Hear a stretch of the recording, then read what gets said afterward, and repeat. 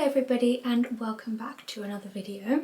Today I am going to be chatting all about my trip to Center Parcs. So if you don't know, back in October, so actually like nearly 6 months ago now, I went on holiday with my family to Center Parcs. I did actually vlog quite a bit and I posted that back in November, so if you haven't seen that and you're interested to see more of like the actual trip itself, then I will leave that linked below so you can check that out.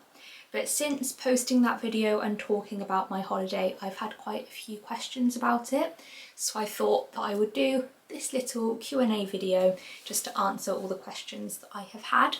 So I put a post up on my Insta story asking people to send in questions, and I have compiled them all. I've tried to kind of put them into categories, but there is some overlap. But basically my four main categories are accommodation, activities, accessibility and facilities.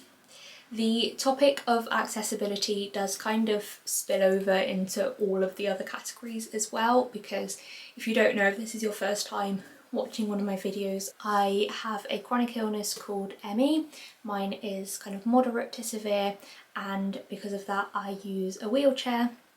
So a lot of the questions that I've had are to do with the accessibility at Center Parcs, which I will just say straight away was amazing.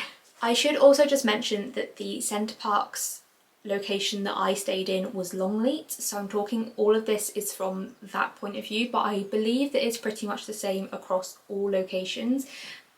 But just bear in mind that I am speaking specifically from my own experience at the Longleat Center Parcs. So yeah, starting with the questions about accommodation. So how far in advance did you have to book accessible accommodation? So I believe that we booked ours probably about a year before our trip. I can't remember exactly, but I don't think that you necessarily have to book it any sooner than you would any other accommodation at Center Parcs, but obviously there are less accessible or adapted lodges than there are regular lodges, so I suppose naturally they will fill up quicker. So I would definitely recommend kind of just booking as far in advance as you can, so that you are able to secure that accommodation. The next question is, what type of accommodation did you have? So at Center Parcs there are quite a big range of different styles of lodges, kind of ranging from relatively basic ones all the way up to ones which have like multiple floors and games rooms and hot tubs and everything like that. So we stayed in a forest lodge, which is kind of one up from the most basic. So we stayed in a 3-bedroom adapted forest lodge, so obviously had 3 bedrooms, can sleep up to 6 people, had a kitchen, dining, living area and also a sauna. And in my vlog that I posted I did do a full tour of the lodge. And then the final question about accommodation was, how do you book accessible accommodation?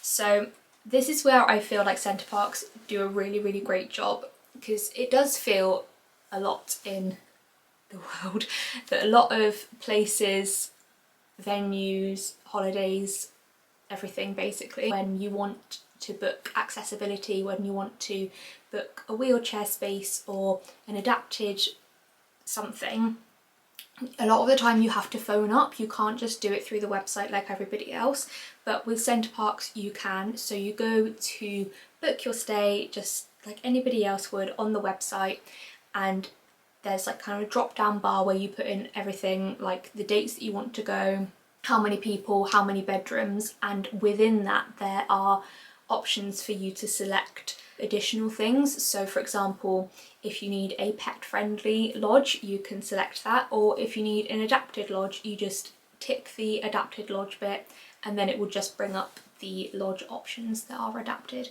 So it's really simple, which is amazing. So moving now on to the activities. First question was, what activities did you do? So I opted just to do one activity while I was there. There are so many different options of activities to do, but obviously with having Emmy I needed to be super careful with my energy, so I chose just to book in for one activity, which was pottery painting.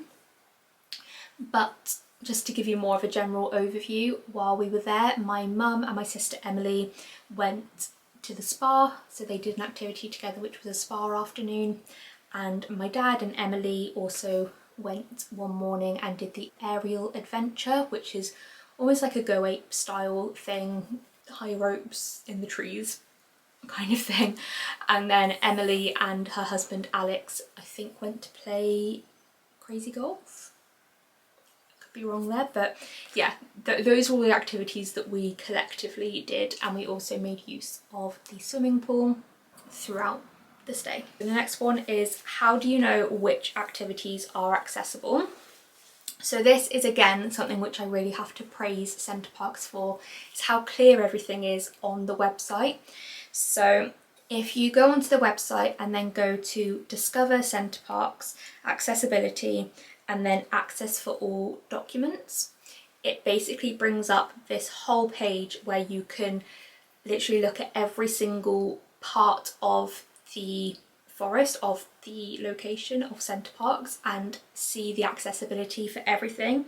And what I really love about this is, obviously for me, I was just looking for the accessibility in terms of wheelchair, but they also have information on there for other disabilities. For example, for the restaurants that there are there, they have information in that document about whether they offer braille menus, what the lighting is like, and just so much information, which is incredible.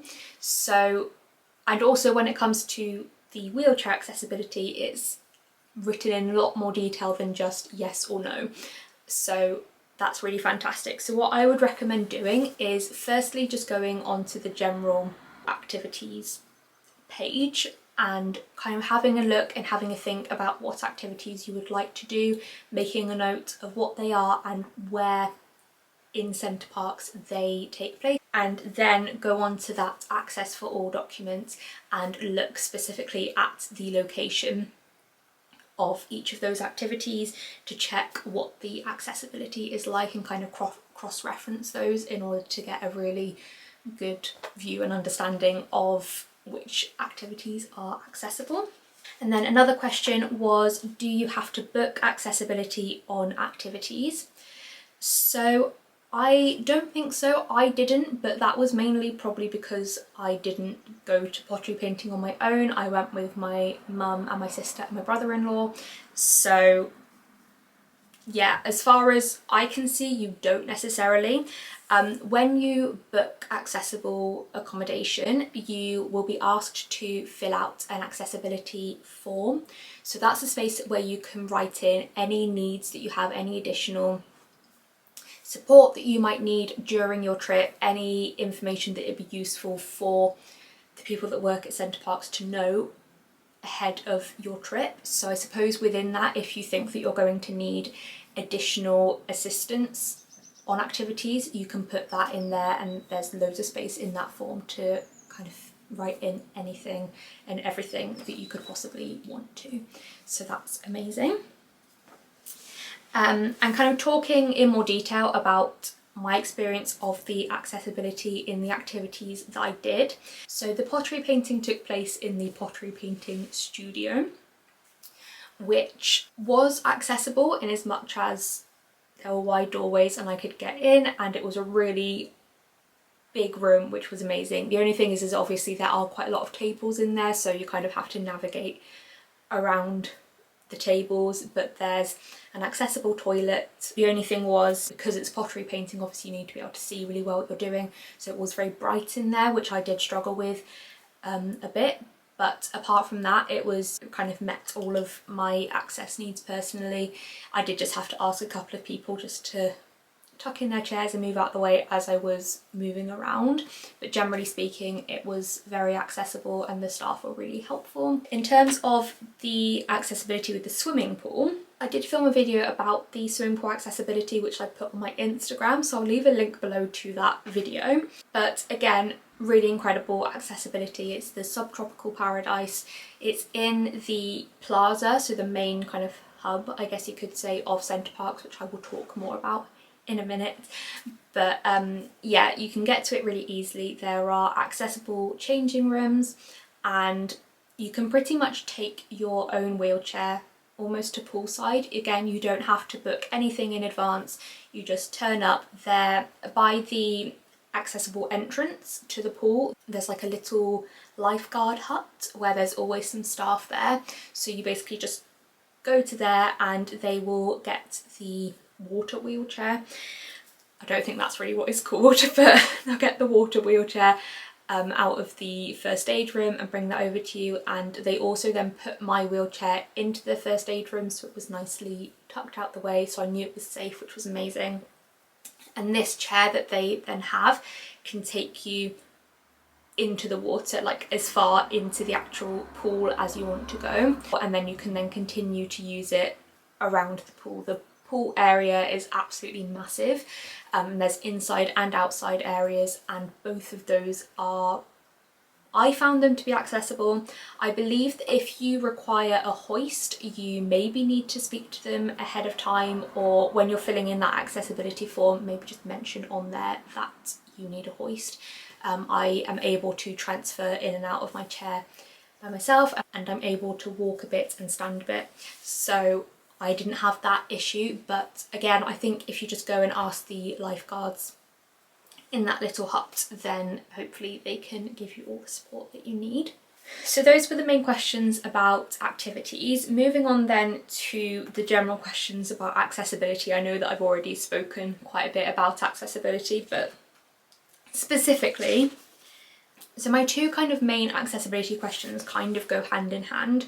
So the first one is, would it be easy to get around in a chair with a power add-on, for example, a Batek? And then the other question was it easy to get around in a wheelchair? Yes, it was easy to get around. I can't say for definite whether it would be easy with a power add-on to your chair, because I don't have that. I don't have any experience of that, but all I can say is that my wheelchair is electric. It's fairly wide, it's fairly bulky, and I had no problems at all, and there was kind of room to spare as I was going through doorways and around the place. There was room to spare, so I can't see why it would be an issue. And yeah, everywhere was spacious in like the main plaza. All of the walkways are really wide. There's multiple floors and there are stairs, but there's also, like, I guess you could say, like a giant spiral ramp that goes all the way around, so really, really easy to get around. And if you've been to Center Parcs before, then you will know that a lot of people get around on bikes there. I think probably most people, yeah, do take bikes with them if they're able to, and because of that it's really accessible for wheelchairs because it's kind of built for wheels. So the paths and the roads were fairly smooth, no kind of big bumps or rocks or anything like that, and they were all very wide and very easy to navigate, which is amazing. And like I said, you can see on the website anywhere that might not be so accessible, but for me, everywhere that I went to was accessible and easy to navigate. The final question is, were the shops accessible? So that's, I'm assuming that's referring to the shops in the plaza, and I would say that yes, they were. I would say that the gift shop was a little bit tight just because there's a lot of stuff in there. So yeah, that was slightly harder to navigate, and again a little bit with the sweet shop. It was just quite busy in there, so it was a little bit harder to get around, but I would still class them as accessible because I was able to get around in them and get to the counter and everything like that. So yeah, I would say yes, it was accessible. So then my final category is kind of other facilities. Again, these two questions kind of go hand in hand. So somebody said, did you go out for any meals? And somebody else said, did you go to the Pancake House? And if you did, what did you get? So yes and yes. So we went out for brunch at the Pancake House on our last day, which was really, really lovely. I had a fruit and toffee sauce crepe.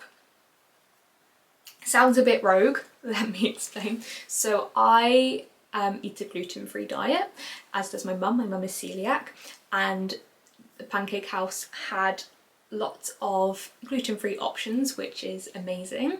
So yeah, there were loads of options. I really liked the look of the banoffee pancake, but for whatever reason the banoffee pancake wasn't gluten-free, but they did have a fruit and honey pancake which included banana on it, and then you could also get toffee sauce separately, which was gluten-free. So I don't entirely understand why the banoffee wasn't gluten-free, but never mind. So I just basically asked whether I could have the fruit and honey crepe but with toffee sauce instead of honey.